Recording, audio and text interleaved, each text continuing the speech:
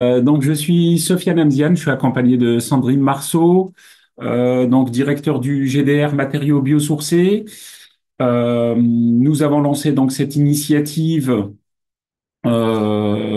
d'inter-GDR sur les matériaux biosourcés suite à une réunion auquel on avait un petit peu assisté les directeurs de GDR en décembre. Et là, je m'étais dit, tiens, matériaux biosourcés, il y en a beaucoup. Il n'y a pas que les matériaux de construction biosourcés, il y en a d'autres.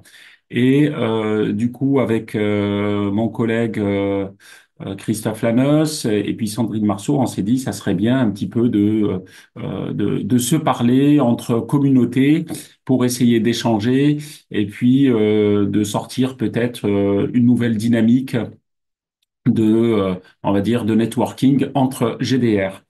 Donc cette journée en appelle d'autres.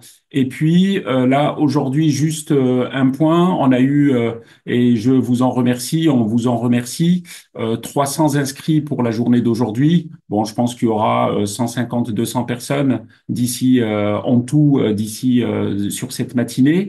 Et puis nous mettrons bien entendu sur YouTube les présentations. Par ailleurs, juste quelques points d'organisation. Vous avez une barre de discussion habituelle en dessous, mais on aimerait bien que vous utilisiez plutôt questions-réponses. Donc, dans la barre que vous avez en dessous, il y a soit Q&A, donc question and answer, ou questions et réponses. Tout dépend si vous avez un Zoom en français ou un Zoom en anglais. Donc, il y a une barre de tâches en dessous où vous devez poser vos questions au fur et à mesure, histoire que les présentations s'enchaînent les unes derrière les autres, sans véritablement de réponses en direct, mais plutôt des réponses écrites à vos questionnements. Donc, on va peut-être tout de suite commencer par les présentations des GDR. Donc, on aura 4 présentations. Je vais commencer par présenter le GDR matériaux biosourcés. Ensuite, on aura le GDR bois avec Eric Badel, qui est présent, le GDR d'Ambio avec Christophe Chasselieu, et enfin le GDR Fibmat, matériaux fibreux, avec notre collègue Peng Wang, voilà, de l'Université Haute-Alsace. Allez, c'est parti. Donc, je vais commencer par présenter un petit peu ce qu'on fait au niveau du GDR matériaux biosourcés. Hop, voilà. Partage un petit peu quelques diapos pour illustrer mon propos. Donc, c'est un GDR qui a démarré en 2020 suite à une initiative, on va dire, d'un groupe que j'ai animé à partir de 2017-2018. Et puis, je dirais que les matériaux de construction, c'est un petit peu le fil conducteur. Les matériaux de construction, c'est à peu près 10% des émissions carbone. Donc, pour un pays comme la France, chaque Français émet, on va dire, 10 tonnes de carbone par an, en gros. Donc, ça fait à peu près, on va dire, 1 tonne qui va venir des matériaux de construction. Donc, s'il y a un moyen d'agir sur le climat, c'est bien d'essayer de compenser cette tonne de carbone émise par les matériaux en utilisant du biosourcé. Donc, allez, euh, euh, à la louche, il faudrait à peu près 2 tonnes de végétal pour compenser 1 tonne, mais ça annuellement, hein, pour essayer de compenser. Et donc, introduire le végétal en gros volume, c'est quelque chose de possible parce que bah, le génie civil, c'est beaucoup de volume de matériaux et ça permet, je dirais, de compenser les émissions essentiellement le ciment, l'acier, le verre et les matériaux synthétiques et pétrosourcés. Donc, qu'est-ce qu'on y fait? On fait essentiellement des écoles d'automne à destination des doctorants, des écoles doctorales sur différentes thématiques que je vais décrire juste après. Et j'ai envie de dire la prochaine, elle va être lancée dans quelques jours. Les inscriptions, elle sera à Obernai et non pas à Mittelwihr. Elle était prévue à Mittelwihr, mais finalement, ça sera à Obernai en Alsace au mois de novembre 2024. Donc, à destination des gens qui travaillent plutôt sur les matériaux de construction.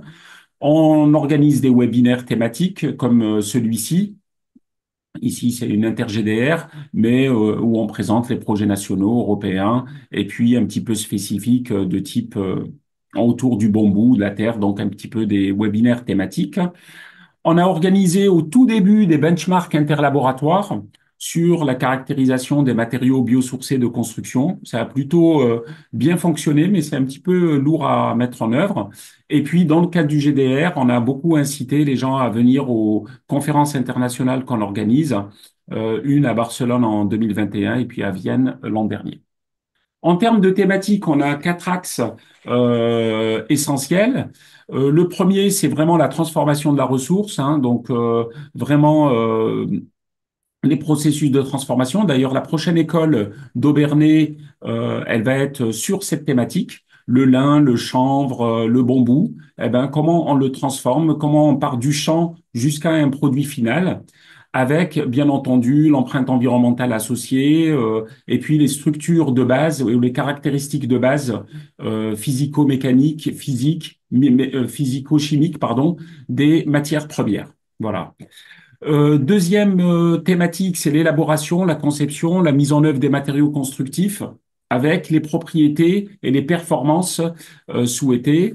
Donc, beaucoup de thermique, parce que les matériaux biosourcés, ben, c'est des matériaux poreux, donc c'est des matériaux isolants et qui transfèrent de l'humidité. Donc, on y fait beaucoup de transferts hygrothermiques.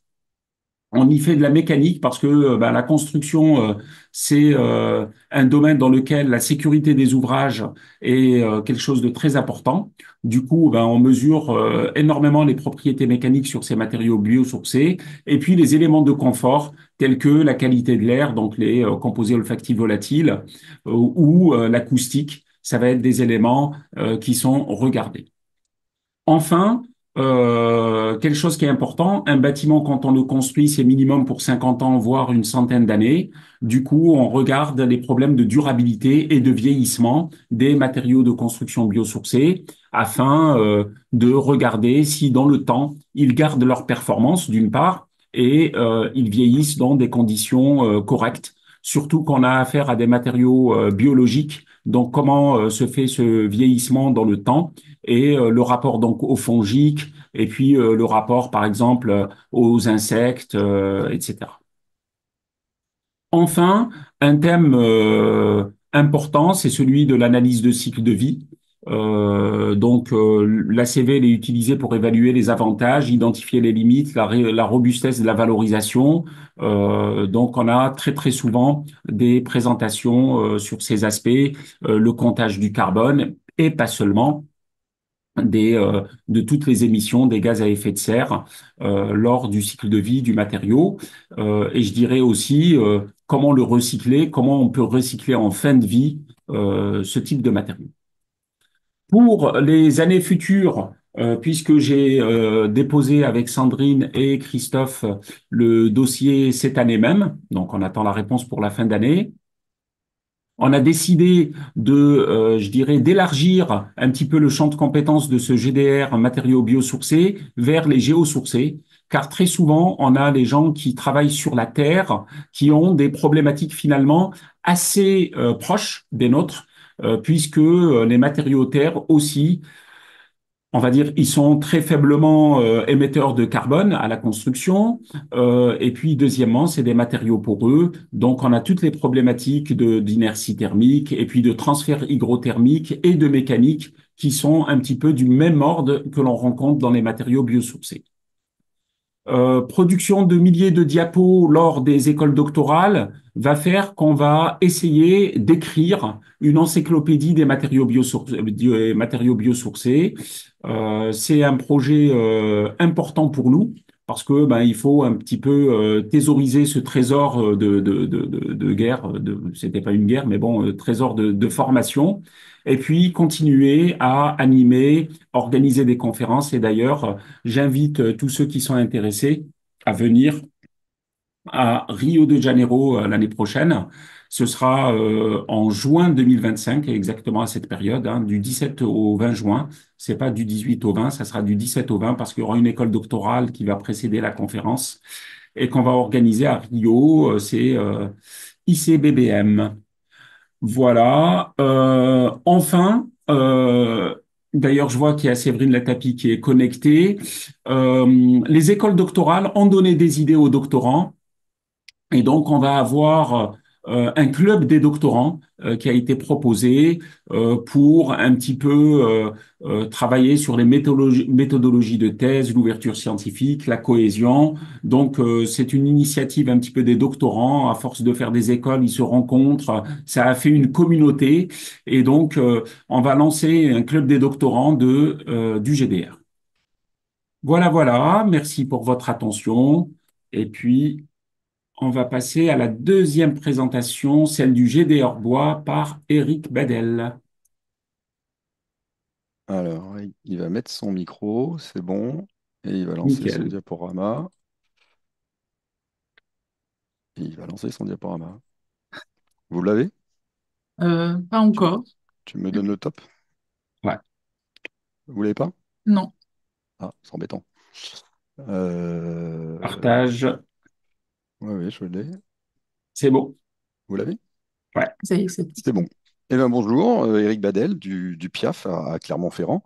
Donc, je vais vous présenter le GDR Sciences du Bois, alors qui est piloté par trois personnes qui viennent d'instituts différents. On a un INRA, c'est moi, et puis une personne du CNRS, Bruno Clerc, qui est à Montpellier, au LMGC, et puis Myriam Chaplin, qui est une universitaire de l'Université de Bordeaux. Donc le GR Sciences du Bois, ben, il porte bien son nom, hein, il est orienté autour d'un objet particulier, et pas autour de discipline, et c'est bien un peu ça qui fait sa particularité. Alors, est-ce que ça passe là? Paf. C'est bon? Vous l'avez? Oui, c'est bon. Ok.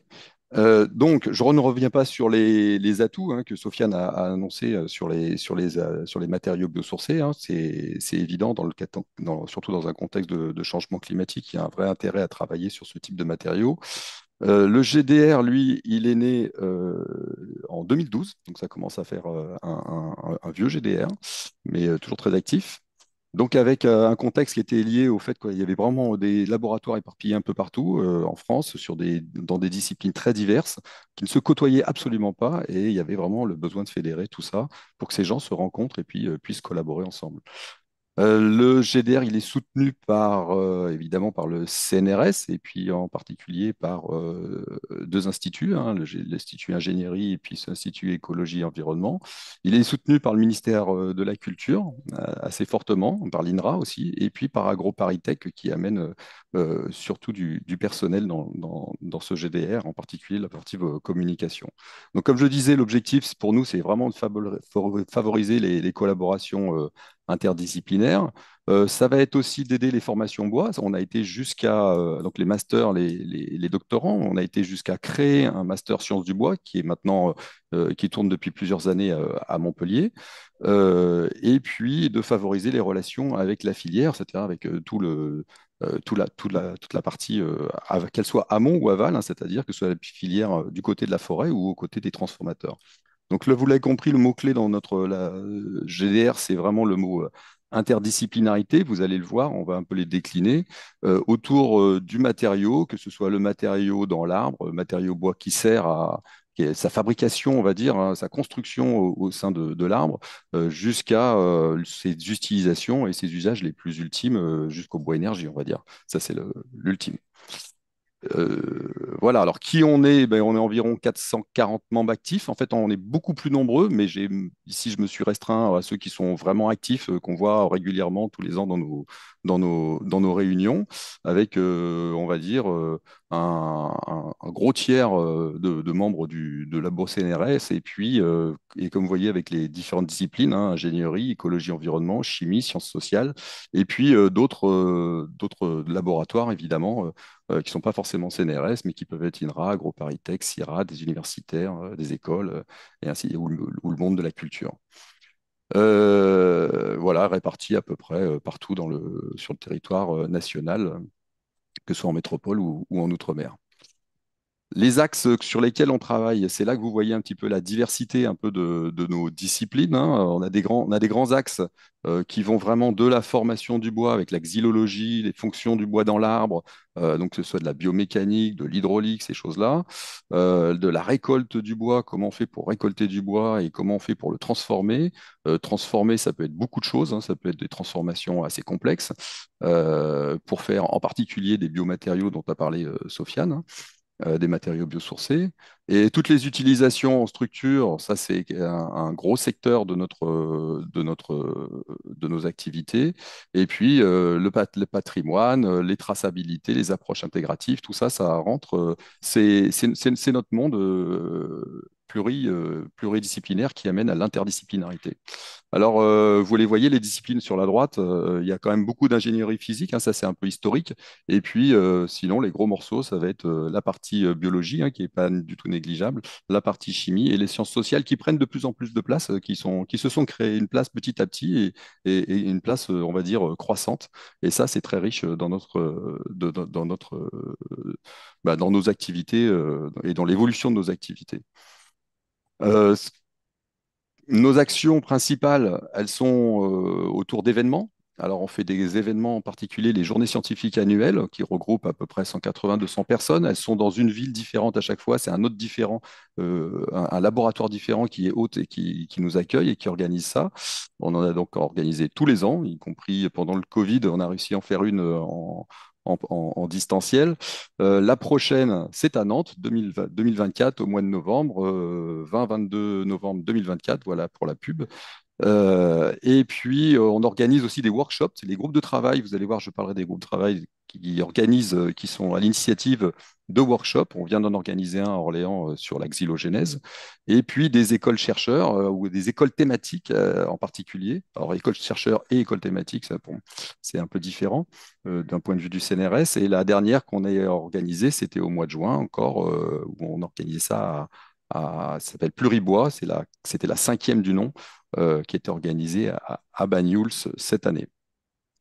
Donc, qui rencontre les écoles Pluribois qui ont vraiment une vocation, elles aussi, c'est affiché de manière encore plus importante, de regrouper des gens vraiment de disciplines très, très, très différentes, des fois très, très éloignées de ce qu'on imagine. Et c'est ça qui fait la richesse de ces écoles. Dans les actions que nous avons, on a fait énormément de soutien. Donc, évidemment, on soutient les événements financièrement, financièrement et au niveau de l'organisation, on soutient ces événements. Mais on soutient aussi, fait des collaborations. Donc, on fait des soutiens individuels pour que des gens puissent faire des séjours d'un laboratoire vers un autre, en particulier pour les étudiants, pour leur permettre de faire des séjours dans un autre laboratoire que leur laboratoire d'accueil. On soutient le collectif, c'est-à-dire en particulier la formation, c'est-à-dire dans nos événements, souvent les étudiants sont accueillis de manière gratuite, hein. Il n'y a pas de frais d'inscription pour qu'ils puissent vraiment participer à nos journées et qu'il n'y ait aucun frein. Et puis on soutient les groupes de travail en particulier pour leurs réunions, leurs workshops. On a on a la chance d'avoir une chargée de com, en fait, au GDR, qui nous permet d'être très actifs sur les réseaux. Déjà, elle gère un site web qui est mis à jour quasiment toutes les semaines, qui gère aussi qui m'aide à gérer les réseaux sociaux.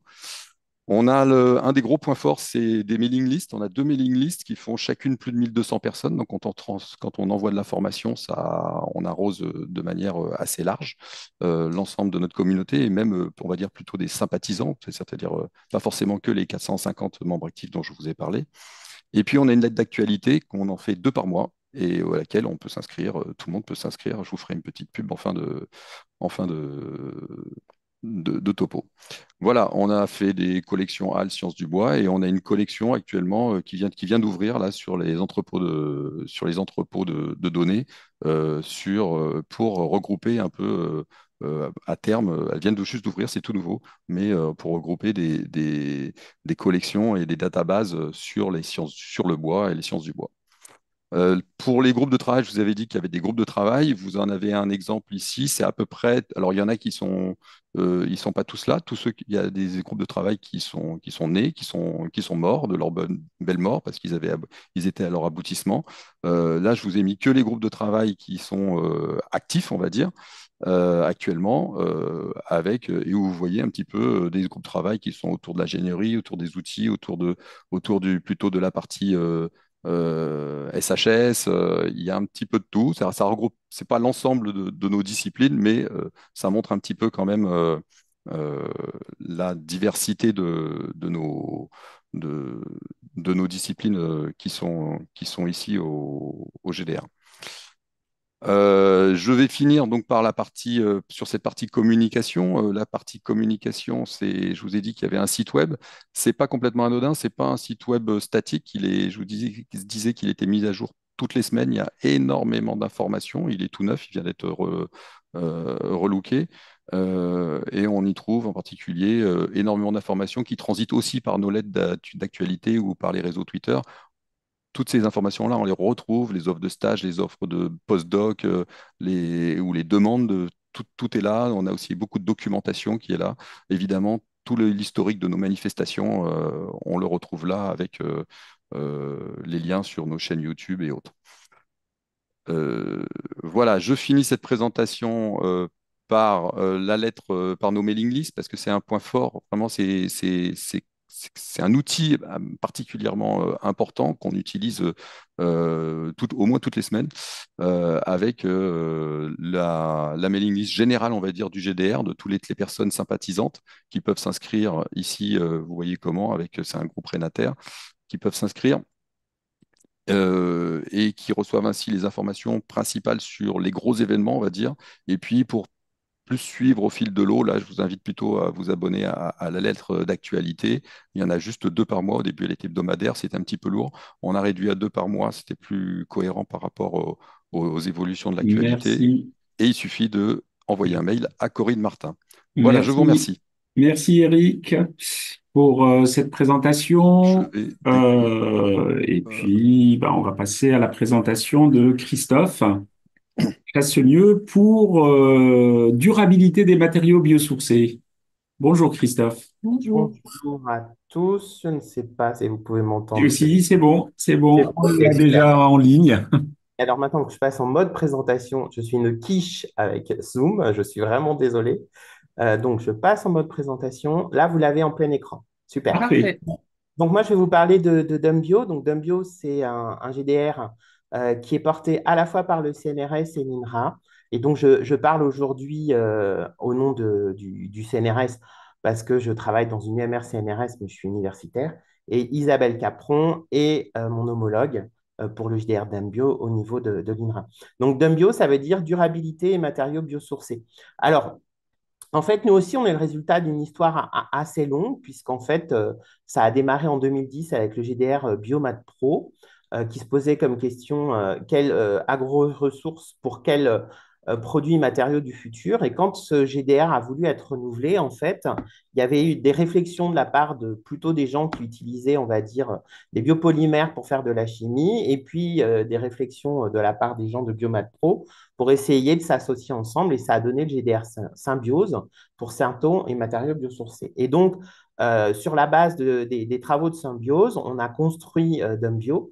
Et Dumbio, en fait, c'est le résultat de réflexions autour de la durabilité et des matériaux biosourcés.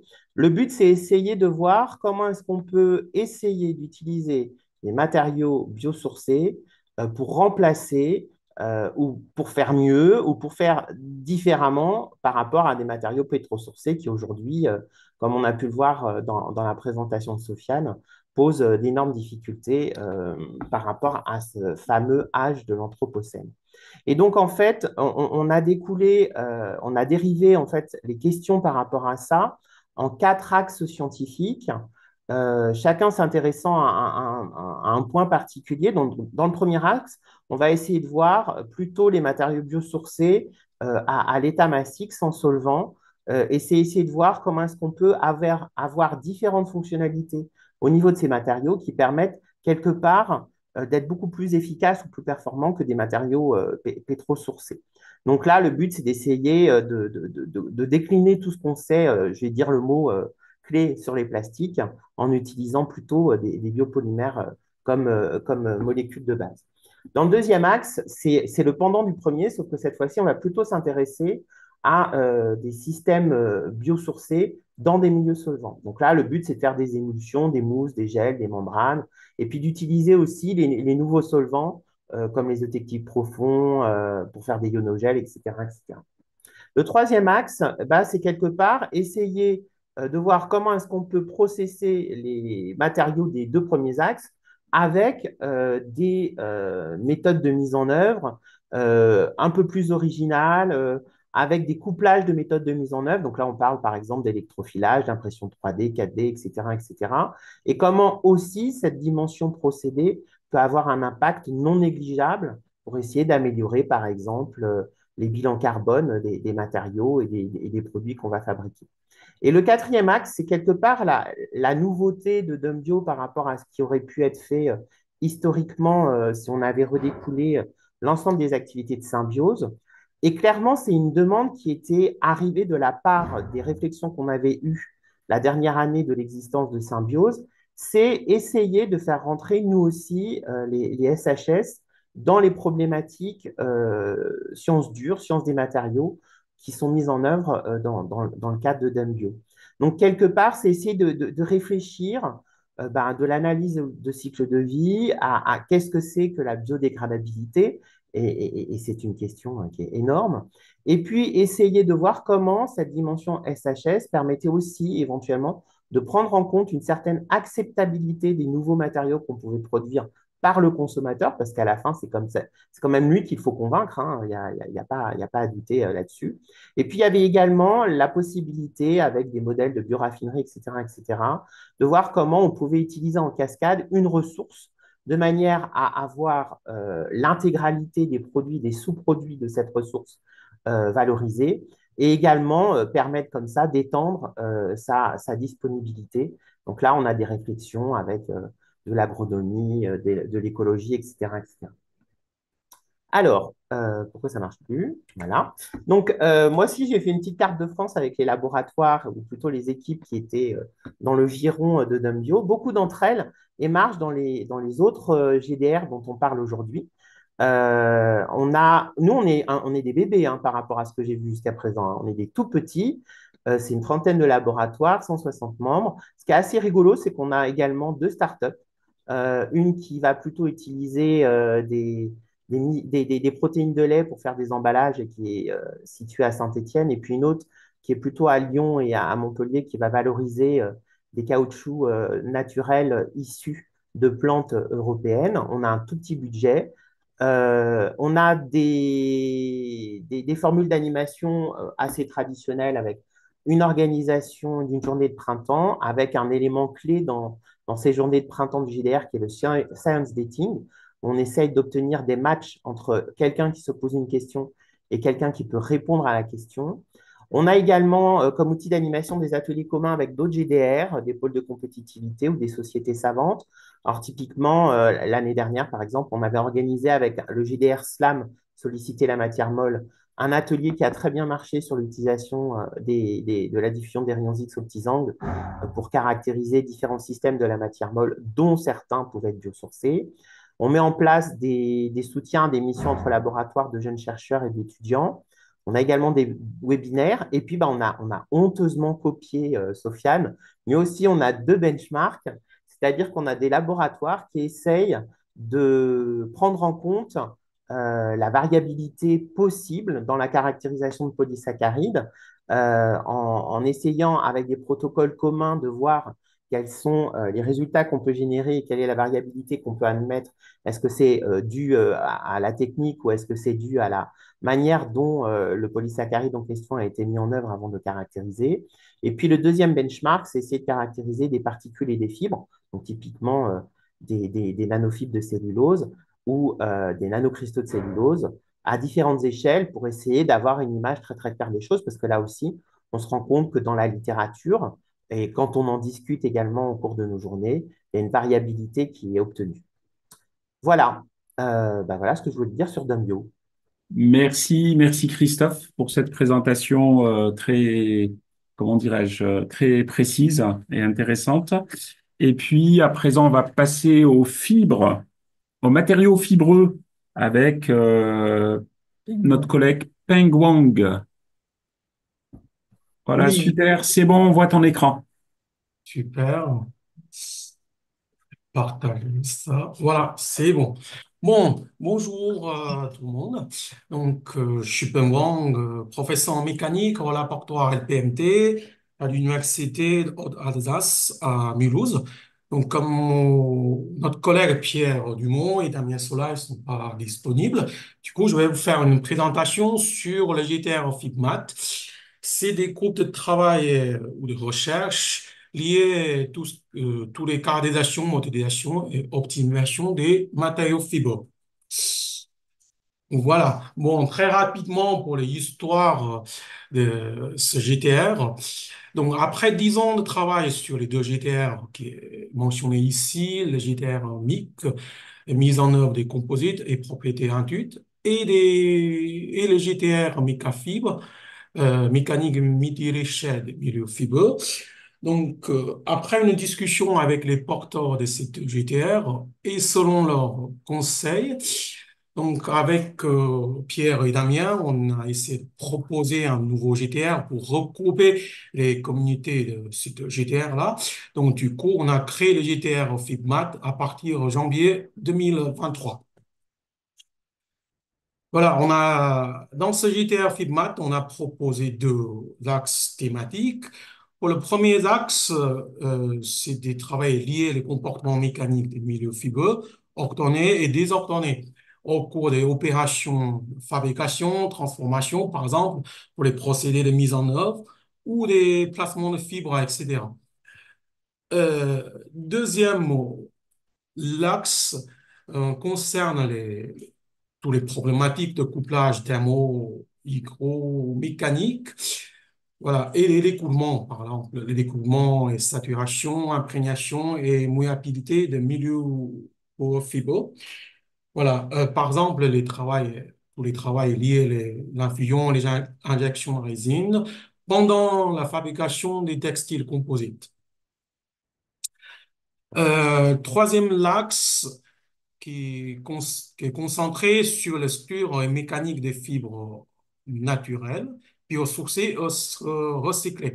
Donc, du coup, c'est des travaux, par exemple, de fiabilité et mise en œuvre des textiles de fibres naturelles dans l'échelle nanofibres, fibres et éventuellement les fils. Voilà. Et tous les procédés associés.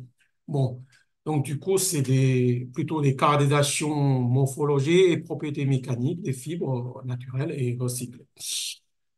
Voilà. Dernier axe, c'est des nouveaux axes qu'on a rajoutés surtout pour les biomécaniques des tissus mous, du vivant. Donc, c'est des travaux, voilà, c'est des travaux classiques sur l'identification du comportement mécanique et des modélisations. Et par contre, en particulier pour des applications biomédicales.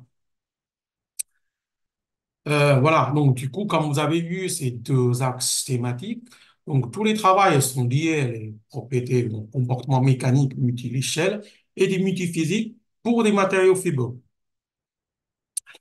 Bon, par rapport à ces quatre axes, on a proposé des animateurs, animateurs pour gérer ou pour faciliter le travail dans les axes différents. Voilà. Pour ce GTR FibMat, jusqu'à aujourd'hui, on a à peu près 150 chercheurs de 36 laboratoires qui inscrits dans ce GTR-là. Bon, un événement principal pour ce GTR, on a proposé un GTR Week, donc divisé en deux parties. Voilà, de première partie, c'est des formations doctorales et deuxième partie, c'est des journées scientifiques. Voilà. Première partie, c'est des 2 jours. Dernière partie, c'est un jour et demi. Souvent pour la première partie, la formation doctorale, c'est le laboratoire c'est une laboratoire qui est organisé, cette formation doctorale, souvent liée fortement les spécificités et la spécialité du laboratoire. Voilà, pour les journées scientifiques, c'est des animateurs qui est proposé ou des invités des présentations ou qui présentent les nouveaux travaux euh, pour l'année passée. Bon, premier GTR Week a été réalisé en novembre l'année dernière à Lyon. Donc, en gros, on a presque 90 participants pour cette manifestation. Il y a 54 pour la journée doctorale. Voilà, c'est principalement des doctorants et post-doctorants. Voilà. Et 77 des chercheurs et enseignants-chercheurs pour les 2 jours les 2 journées scientifiques. Donc, on a créé des sites web pour cette manifestation. Après, si vous voulez voir les détails ou des plus, vous pouvez regarder sur ce site.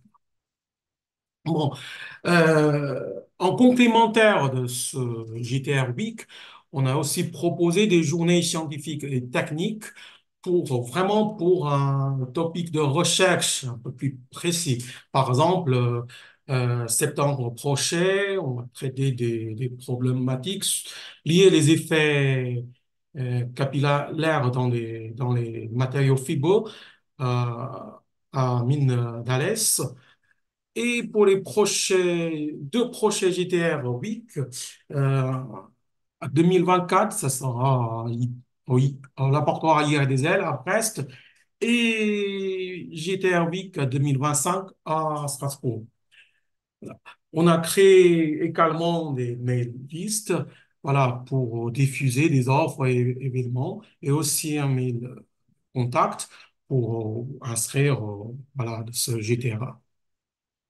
Bon, pour le prospectif, bon, les mots-clés, on essaie de proposer des travaux de benchmark entre les laboratoires et l'article de review, bien sûr, entre les membres du GTR, et aussi des journées scientifiques inter-GTR comme aujourd'hui.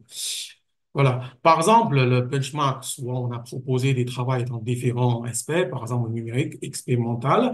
Voilà un exemple des membres des GTR FIPMAT qui a publié un article sur les travaux de caractérisation mécanique d'une seule fibre et des présentations dans des conférences. Voilà, par exemple, la conférence la semaine prochaine, une conférence euh, sur les composites, sur les matériaux composés.